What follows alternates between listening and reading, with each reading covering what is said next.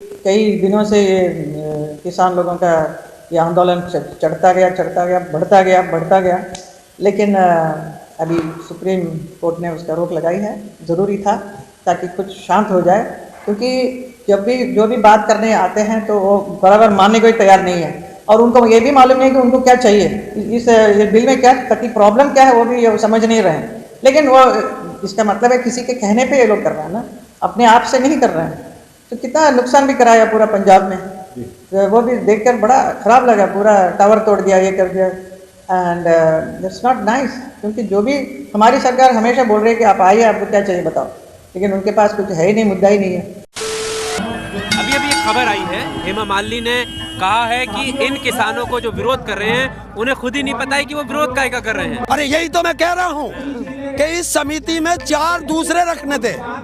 उसमें हेमा मालिनी जानी थी, उसमें स्मृति ईरानी जानी थी, उसमें जो है कंगना रणावत जानी थी, और उसमें नीता अंबानी जानी थी, जिसका मोदी जी बड़ा कड़क हाथ पकड़ते हैं।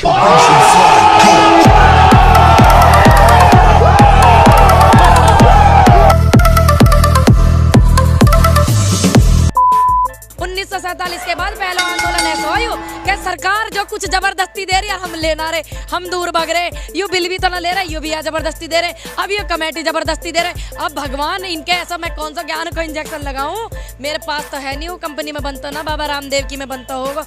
म्यूजिक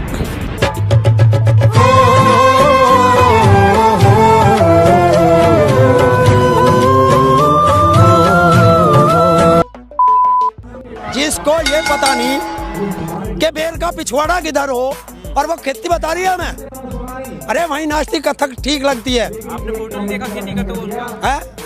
अरे फोटो तो हमने मोदी का भी देखा था, फावड़े की जगह बेलचा ले रहा था, सफेद सूट पहन रहा था और जूते पहन रहा, जुराब पहन रहा, और बेलचा ऐसे लगा रहा। देखिए, घर पे बागवानी में गमले में पुदीना उगाना और खेती करना एक नहीं हो सकता।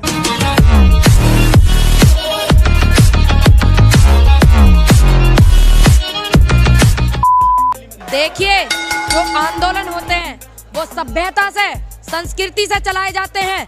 जब दिल्ली जाने का टाइम हमारे बड़े बुजुर्ग हमें बतावेंगे तो हम ये दिल्ली जावेंगे, देश का किसान दिल्ली जाएगा, ये रोक के दिखा देना। प्लानिंग की बात ऐसी कर रहे हो पत्रकार महोदय, कोई वहां तोप लेकर जा रहे हैं।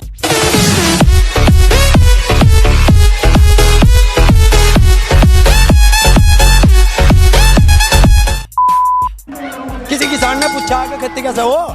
नहीं, ये भी तो लोगों के द्वारा चुनी गई है, तो इनका भी कर्तव्य बनता है कि लोगों के तो ये सलाह सरकार को दें, हमें क्यों दे रहे हैं? हमने इनसे मांगी है, हमने इनसे सलाह मांगी है, क्यों सलाह दे रही है फालतू की? तो यही है, अब आप सरकार को सलाह देंगे तो आप कहेंगे समर्थन में आ रहे हैं लोग।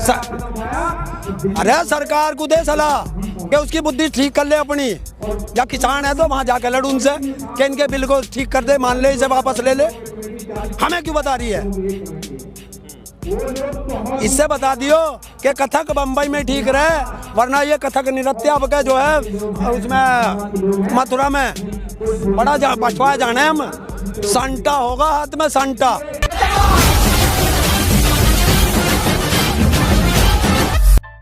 हेमा मालिनी कहा है कि ये जो लोग बिल चला रहे हैं उन्हें पता नहीं है। किसान का, देश के सबसे बड़ा किसान का सवाल आया, ध्यान से सुनियो। हाँ जी,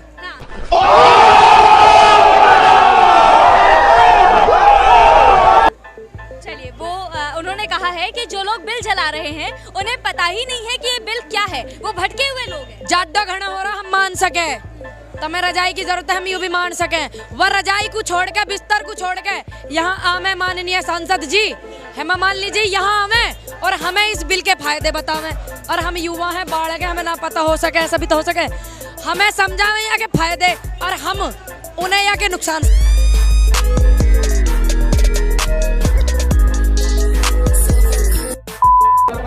समिति बनेगी, आप लोगों की सुनेगी, उसके बाद वो सुप्रीम कोर्ट में अपनी बताएगी कि ये समस्या है, वो ये फैसला तय करेगी कि भाई जनता के ये हित में है, किसानों के हित में है या नहीं है हित में। तो ये तो बहुत लंबा समय, तो आपको नहीं लगता क्या ये बहुत ज्यादा टालने की या लंबा समय खींचने की बात की जा रही है? अरे हम पहले से कह के आए ना, जब हम आए थे हमने जब भी कह दिया था कि लगभग 6 महीने के लिए तो आए हैं, तो अभी तो 2 महीने भी ना हुए।